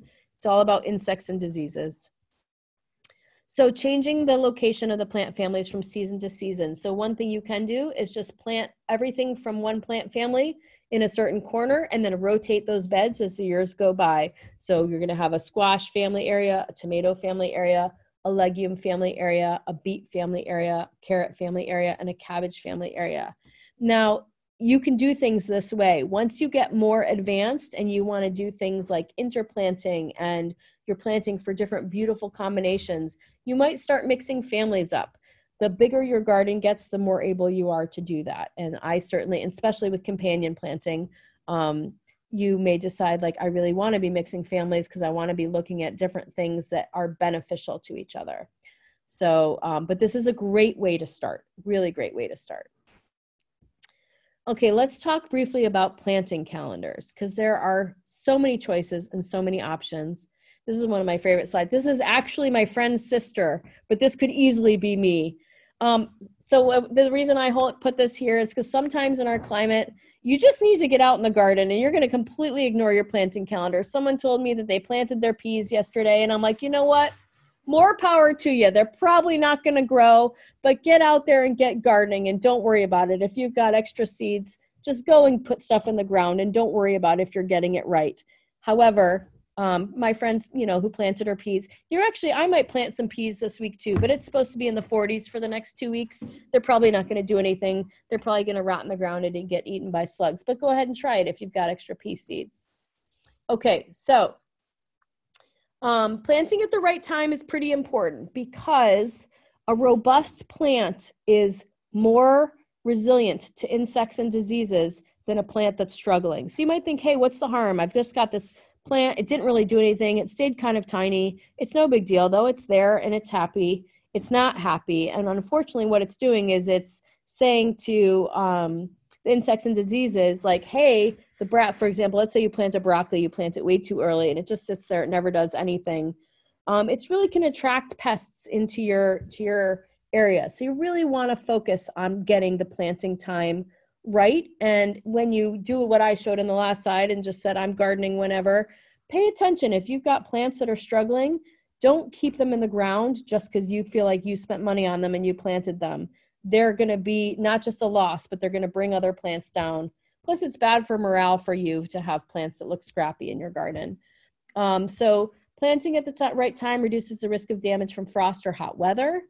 You want to make sure there's going to be enough days to harvest. So I run into this problem almost every year with butternut squash. Now they've got these really cute honey nut squash, but your typical full-size butternut squash is 110 days in the garden. And our growing season is maybe 130, 140 days tops, maybe 150. And so if you don't plant your butternut squash early enough, like pretty early enough, maybe by June 1st, I would say, you're probably not going to get a mature butternut squash.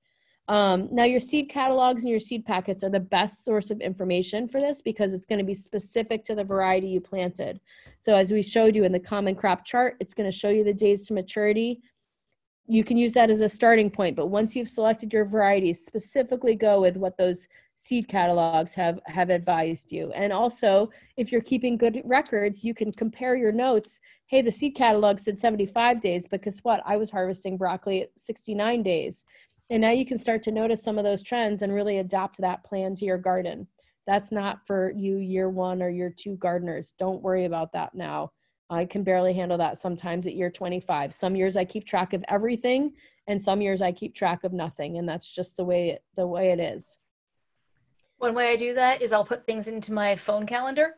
Yep. And I'll put it as a repeating event. So if I said, April 16th, I saw my first Iris reticulata, and I put that as a repeating event every year. Every year it comes up as this is the day that it did that year. So I can see that happening over and over again. Other things I do is I I will post things to my social media. And it's really easy to go back and see your memory of what you did last year at this time.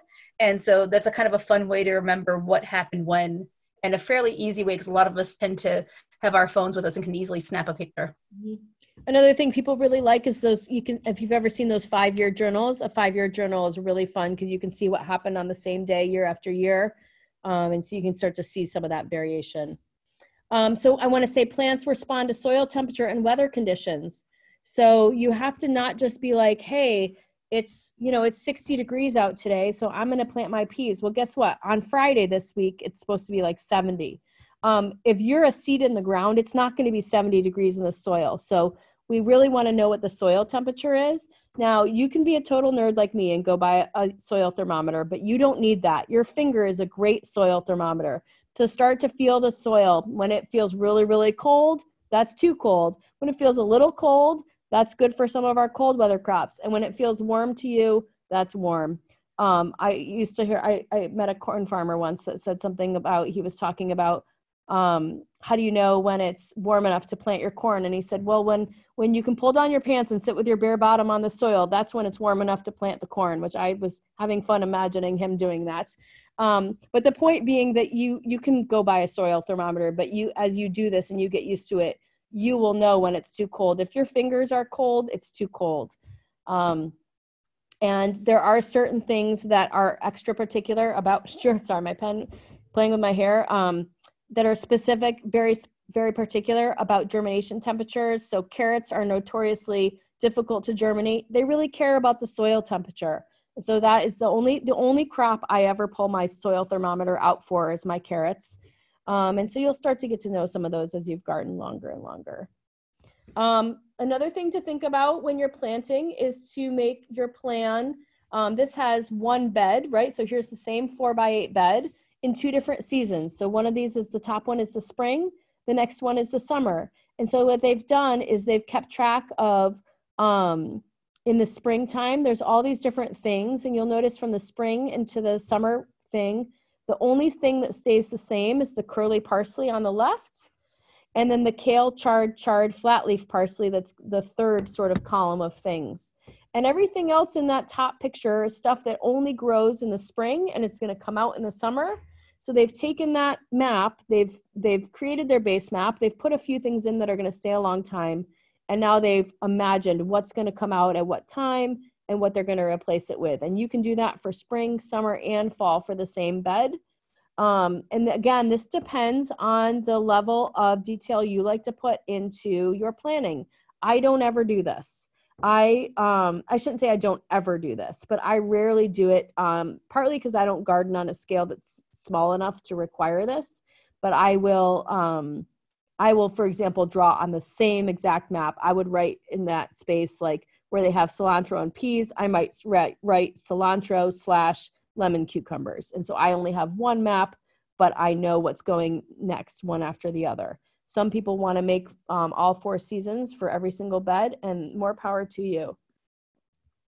Okay, so let's talk about succession planting.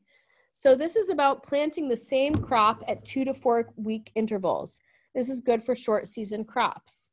So the question we had before about, do you just cut out one thing and put a new thing in? No, I like to do with my succession planting.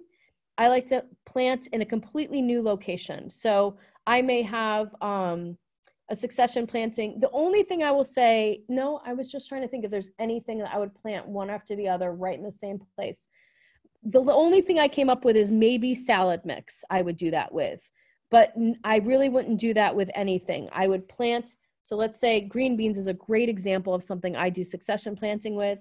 I'll plant a row of green beans, and then just as they're getting, 3 weeks, they'll be starting to get big, but they haven't put on their beans yet. I'll do another row of green beans either right next to them or in another space I have in my garden. But usually you are planting your new succession before the succession before it is ready to harvest, right? Because it needs to grow. So they're growing simultaneously. So I'm choosing new locations. And in general, that's almost always the case. So succession planting is great for short season crops. So, and you'd be surprised about what some of the things that be considered short season crops. And I don't even know if the next slide, nope.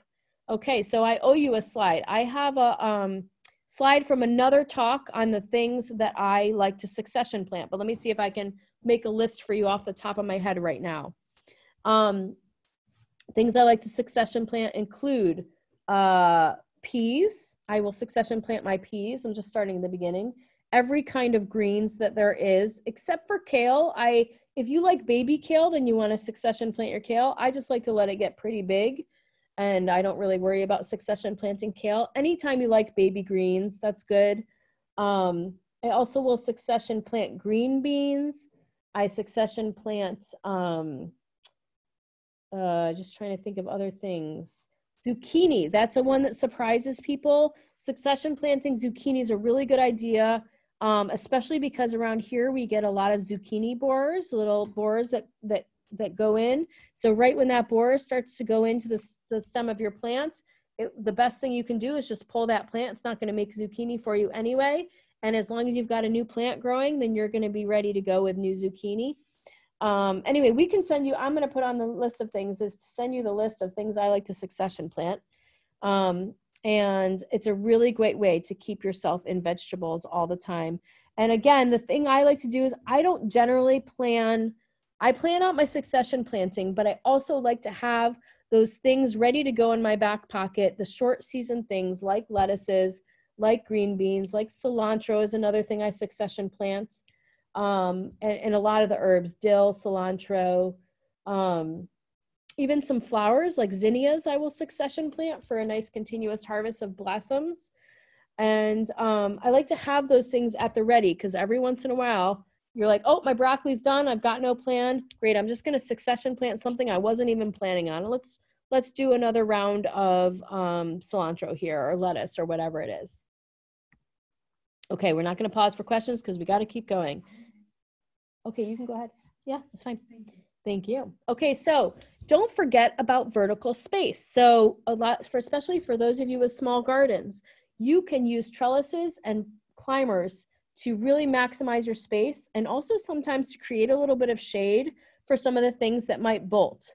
So tomatoes, peas, beans, cucumbers, even melons and squash and gourds can be great for climbers. They create incredible art in your garden, and it's a great way to fit things in that don't actually always seem like they're going to fit. So that's another thing that you can plan into your garden. You may have a spot in your garden where you've built a permanent trellis. And so then you can also think about these different things that I have listed here as things you could rotate on that same trellis. So you don't have to pull the trellis down year after year. Of course, in our climate, if you want it to last more than a couple of years, you do want to pull it down, but maybe you have a nice metal trellis. You can still do rotation on a trellis if you're rotating these different things that can use vertical space. Oops. Companion planting. Okay, so like I'll backpedal and say we have an entire class on companion planting. So I'm going to give you this and you're gonna be like, I have 1,000 questions now on companion planting. That's right. You're going to leave here with questions on companion planting, and we're going to answer those. Thank you, Juliana. Juliana's leaving now with a whole other class. So this is diversifying within a bed. So you've got this one bed, and you're going to diversify within that bed or that row to benefit the growth and the health of the plants. So an example of that is aromatics. So those are onions and garlic and the aromatic herbs like thyme and things like that. We plant those with our brassicas. They really help deter pests. So we've got a lot of pests in the brassica family, the broccoli family. The Three Sisters garden, the classic corn, bean, and squash is an amazing companion planting couplet that we all know about. And then, just getting into starting to understand there are some of these plants that can have very specific effects. So for example, if you have really bad cabbage worm, thyme is known to deter cabbage worms. So one thing I am going to put a caveat in here because we are Cornell University, CCE, and a lot of and so one of the things we do is we bring you peer-reviewed research that's coming from the science and into the garden. However, as we all know, there are lots of things that we've learned from grandma's garden and our great-grandmother's garden that science just hasn't gotten around to testing. And so a lot of the companion planting practices that are out there have not been tested because they're actually becoming more relevant to commercial practices as we have more insect and disease pressure as the climate is changing. So some of these things actually in the journal Nature last year was the first sort of peer-reviewed article about how planting marigolds with your tomatoes increases production in tomato fields. And, you know, every great granny out there has been gardening forever was like, yeah, duh, how much money did you spend on that? But of course, it's really important for us to be doing some of this scientific testing. So a lot of the companion planting information you'll find out there has not been peer reviewed, but also a lot of it works. So I encourage you to experiment with it. Another concept we can talk about is called intercropping. So this is using the timing and the spacing, both the vertical and the horizontal, to use space more efficiently and get your companions closer together. So I'm going to give you 3 types that are listed below of intercropping. One is to pair a slow maturing crop with a fast maturing crop. So an example of this is radishes and carrots. We can plant radishes and carrots in the same row, and while the carrots are teeny, teeny, tiny, the radishes are growing. By the time the radishes are big, are ready to harvest, then the carrots are just finally starting to germinate and get big. So it's a great example of using that space more efficiently. Another example is lettuce and broccoli. I'm going to show you in the next slide how that works. Another thing we can do is plant shallow-rooted crops where deep-rooted crops are. So you can put, tomatoes are an example of a very deep-rooted crop, extraordinarily deep, where onions are very shallow-rooted. And you can plant an onion at the base of your tomatoes, and that can utilize that space in the shallow soil while the tomatoes are digging deep. And then another example is to plant tall crops with shade-loving short crops. So planting a row of spinach at the base of your peas is an example. So let me just show you how this works with lettuce and broccoli. So each of these circles represents, if you look at week 1, that's how big the starts are for lettuce and the starts are for broccoli. And in this case, I've planted 2 rows of broccoli with a row of lettuce right down the middle. Then at week 3 and 4, they're similarly sized, right? So they're all, let's say that week 1, they were all 2 or 3 inches by 2 or 3 inches. Now in week 4, they're 6 to 8 inches by 6 to 8 inches. They're starting to get closer to each other, but a 6 to 8 inch lettuce is ready to harvest. So now at week 4 or 5, or somewhere in there, I pull out those middle lettuce plants. I get to eat my lettuce, have salad. And then as the canopy closes on that broccoli during week 6 to 8, they now take over that space. So I'm basically using that space that will eventually be canopy for the broccoli to grow something right down the middle. I also love to do this with, like, when I plant my green beans, at the same exact time, I just throw out a bunch of cilantro seed. The cilantro will grow. The beans will grow. Then just when the cilantro is getting ready to bolt, the bean canopy starts to cover the cilantro, give it some shade, and then I can harvest my cilantro from underneath. And then just when that's all done, the beans start to make their beans, and boom, now I've gotten 2 crops out of one little alley and one little space. So just some little tricks that can go a really long way to utilizing your space really well. Now, here's a pro tip for you. Don't let perfection lead to procrastination. So some of you that are new gardeners, you're like, oh my gosh, Jen, okay, so crop rotation and plant spacing and now interplanting and companion planting and trellising, like this is too much. So remember, if you're just you can ignore, if you're overwhelmed, ignore that second half, just focus on spacing, timing, and crop rotation, and don't let making it all be perfect stop you from doing anything. Just go out there and experiment and get things in the ground, because in the end, it's all gravy. Once you've got stuff in the ground, all these other things are just about making your garden better and better with time. So again, I'm just going to review this really quickly. This is that order of operations, right? You're going to go out there. You're going to make observations. You're going to map your planting area. You're going to make a list of what to grow. Now you're going to look at the crop rotations and find a space for the things that most need to be rotated. Some of you might just stop there and be like, okay, I got it. I got it all on the ground. This is great. maybe you're going to start to think about the things that take up the most space too, because that's a pretty big one. So some of you, again, you won't even think about companion planting this year. It's too much. But what happens for me is a lot of times I think I'm overwhelmed. I can't focus on these other things like interplanting, succession planting, companion planting. But once I get to this point at number 5 where I've put things in the ground, a lot of times I can have some of these others, I'll be like, oh, okay, actually, no, I can still interplant this. I'm just going to throw some cilantro seed down. And so you can integrate all these elements into your plan, and then also some of them can happen after the fact. So once you've gotten your map, then you're going to go to number 6 and you're going to look at some of the companion plants and see if you can locate them together. If you get overwhelmed by companion planting, just pick one crop that you've had disease issues with before and do companion planting just for that crop. So you're like, man, last year I got really bad blight with my tomatoes, or I had a lot of bugs on my broccoli. I'm just going to look up a companion plant for that, and I'm going to try that one out this year. Not every single one of your crops has to be perfectly matched all the time. Look at your spacing and find some blank spots for interplanting. Keep seeds at the ready that are good for interplanting and just be able to toss them out there. So I always keep cilantro, like I said, I always keep cilantro and arugula in my back pocket, and I just toss them out where I need them. Notice where you have blank spaces with room for succession and cover crops. We didn't even talk about cover crops. We have a whole talk on that one too. And then see if you can throw in plants that benefit beneficials, including flowers. Any place you can add flowers to your garden is always good. So that's kind of the overview of it. And we're going to take lots of questions. So now is the time for, so we'll do a quick little thing. So it's 8:15. Thank you for bearing with me, you guys. So any of you who need to go ahead. We're going to send you lots of resources, probably tomorrow, because we're all going to go home and go to bed after this. And so now I'm going to take questions, and I'll stick around till 8:30 for questions. So we first had Tiffany who asked a question or had her hand raised. So if Tiffany's still here, we can unmute you. Yep, you can go ahead and unmute yourself, Tiffany. It's probably easier. Yep, I got it. Hi.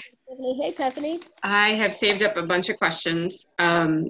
Last year was our second year of gardening, and we really enjoy having the garden and want to go bigger. But I have a couple of questions from last year's issues that I'm hoping you can help me with. Okay. First, we can't get the hang of the three sisters for some reason. Like Okay. they seem to just take over each other and kind of short each other out. And I'm not sure if I should be maybe lifting up our squash out of each other's way, or like, is there a trick? Because I can't seem to find the right way to do it. Yeah, there's an order. There's an order of operations for the three sisters. You do want to plant the corn first, and then the beans second, and then the squash third. If you're starting with squash plants that are already starts, they might grow really fast. One mistake people make is planting too many squash. Another thing that really helps is to do the three sisters on a mound. So you've got actually the corn a little bit elevated above that. And so it can get a little tricky. You can also choose squash plants. So one thing to think about too is that when North American indigenous people were planting corn, beans, and squash, they were working with very different varieties than we're working with now. We have bread and bread and bread for insane vigor. So if you're using like some crazy vigorous hybrid pumpkin and calling that the squash, that's so different than what was climbing up corn, 400 years ago, 500 years ago, or 6,000 years ago, however long ago practice was started. And so we really do need to be looking at some of the, especially the squashes. It's really helpful to use a variety that's a lot smaller and less vigorous. Beans, it's really helpful to use a dry bean variety. So that will help a lot. That's what they were using. And in fact, if you really want to, there's a great variety called the Haudenosaunee skunk bean, which has been passed down. That's really wonderful. And you want a really vigorous and tall corn. actually the corns that they were using were not vigorous and tall. So I don't know why I just said that. They were actually much shorter flint corns. So that can be tricky. There's some great information online about that. Okay, thank you. Yeah, I found giving your corn a nice head start. Yeah, so So really like when your corn plants are like 6 inches tall, that's when you want to put your bean seeds in. Yeah. Yeah. Otherwise, the one begins to overwhelm the other one. And I mean, think about the footprint and spacing. So when I put too many things in, it just didn't work. When I kept, say if I had a 4x8 space that I filled with corn, I planted my corn a little less densely than I would, knowing that I was putting other things in there as well. And in that 4x8 bed, I might have had 4 squash plants, max. Yeah, I mean, and that was me kind of holding back. Yeah, exactly. I'm like, for me, in a corn, beans, and squash, I would maybe have 4 ears of, I always do it on a mound, and I would have 4 ears of corn. You know, so traditionally it was done on a mound system. So they had mounds next to each other. And I might have 4 to 6 ears of corn, and then around that, maybe 6 to 8 bean seeds, and then 1 squash plant. And so anyway, that's what there is. So, do you have another question, Tiffany? That answers my question greatly. Thank you. And then on the squash, we had a plague of squash bugs last year. Mm-hmm. And I'm wondering if there's any way to prevent them from coming back this year. We definitely cleared everything out in the fall at the end of the season last year in hopes of removing anything that we could. But is there anything that we can do ahead of planting to try and prevent them from coming back? You know, a lot of these bugs just follow a lot of cyclical patterns, and especially something like squash where the bugs can really travel pretty far. You're kind of at the whim of what's out there, but the healthier your soil is and the healthier your plants are, the less susceptible they're going to be to some of these bugs.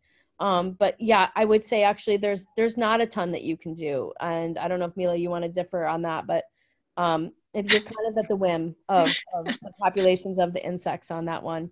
But the more companion you can look up, I don't know off the top of my head. If that was me, I would look up companion plants for squash and see if there's any research on squash bugs. And then I would just know that, okay, I have got to be monitoring my squash, and I got to be out there squishing squash bugs at night. Oh, Lord. Yeah. They are nasty. Yeah. I'll take an old can out with me, and I'll put soapy water, and I'll just start grabbing them and throwing them in. That's what we did with the Japanese beetles last year too. Same kind of thing. Yeah. Okay. All right. Stephanie, I'm going to move on to another question. I think who had their hand raised? Leland? We had Lewis. Somebody. Sorry. We had a question about which of the veggies will not get eaten by deer. Okay, I'll have to send you a thing on that, but I would say the general rule is if it smells strongly, then deer tend to stay away from it more. They're not crazy about the tomato family, and then also the onion and garlic family a little bit, but if it has a really strong smell, that's sort of your best bet.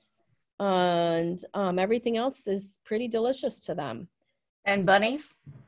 And bunnies, kind of the same thing. I think kind of the same thing is if it smells strongly, they kind of stick away. Like the things that make it strongly are these phytochemicals that make it not so delicious to eat.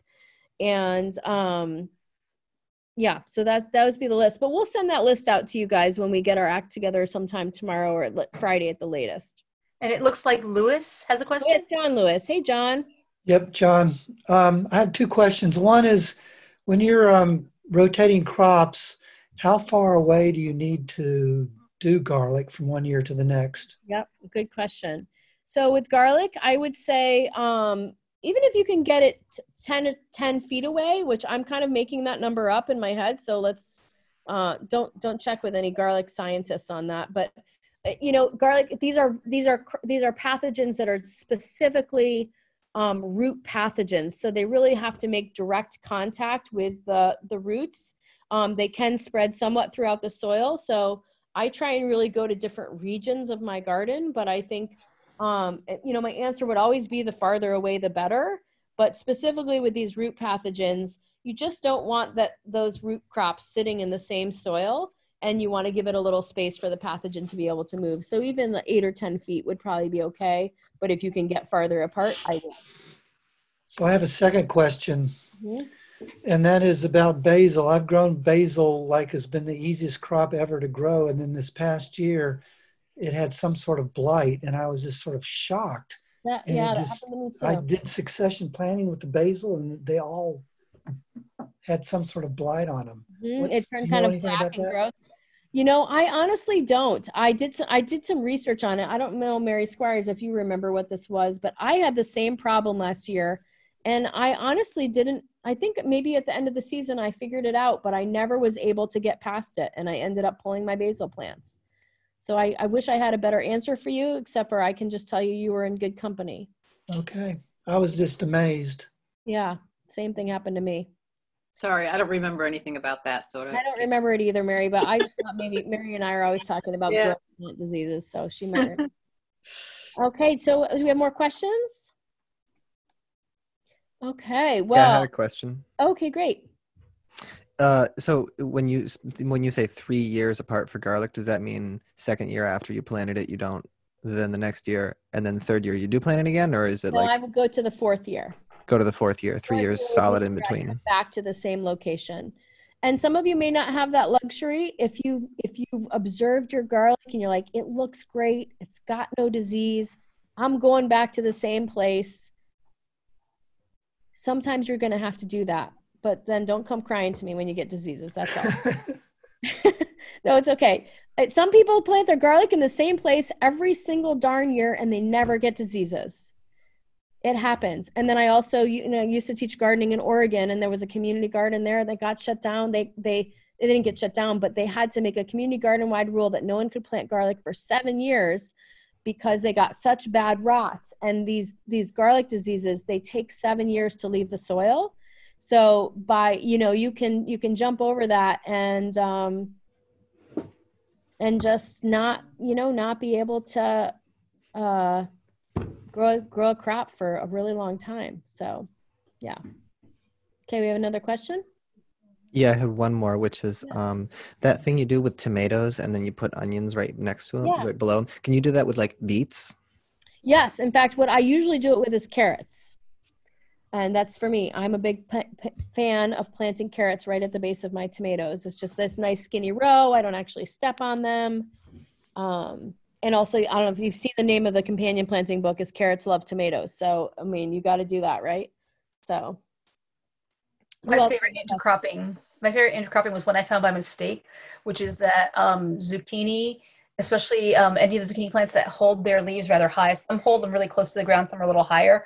If you have a zucchini or a summer squash that holds their leaves up high, under there is a great space for sneaky summer spinach. Fun. And by mistake, I was rotating my crops. I put my zucchini in where my spinach was, but I forgot a few, and they were beautiful. And it was July, and it was hot, and I was actually eating fresh spinach, which doesn't usually happen on a hot July day. So we've already gone a half an hour over, so I really want to respect your time. And any last question? And some folks have already left, which is great. And I also wanted to say, normally when you're at a class with us, so those of you who have been here before know this, that we give you an evaluation as you're walking out the door. So in the email, you're also going to get an evaluation that will be done online. I hate taking surveys that are online, but we would be just so grateful if you would be willing to fill it out. It helps us understand what we can do better. And also just want to thank you for bearing with me with the technology. I learned a lot tonight about the technology. We did okay, right? Thank you. I really want to have. Wonderful. Thank you. I mean, we like to have a lot more interaction, but we had to speed it up. So now I know for the next one, I need to either cut some of the information or just plan for a longer class. But we just so appreciate you bearing with us and having fun with us. And stay tuned on our website. We're going forward with almost all of our garden classes. There are a few that we just can't do without having you face-to-face with us, like our Mason Bee House class we're going to postpone to post-corona. Otherwise, we're going to try and go forward with as much as we can. They'll all be, you know, not hands-on, but we want to get you guys out in your garden and make sure to spread the word too, because now our classes, we can hold 100 people in every single class. So it's kind of exciting. This was great. Yeah, it's really fun. And yeah, we're just really grateful to have you all here. And I hope that you're all staying healthy and safe and don't go anywhere. Just hang in the garden. Thank you. You're welcome. You can unmute yourselves and say hi and bye to anyone you want. Bye. Thank you. Bye. Thank you. Bye. Hello, everybody. Have a great night. Thank you so much. It was wonderful. Thank you. It was great. Loved having you. We'll send you the PowerPoint and stuff tomorrow. Thank you. Thank you. Yeah. Bye, everyone. Good night.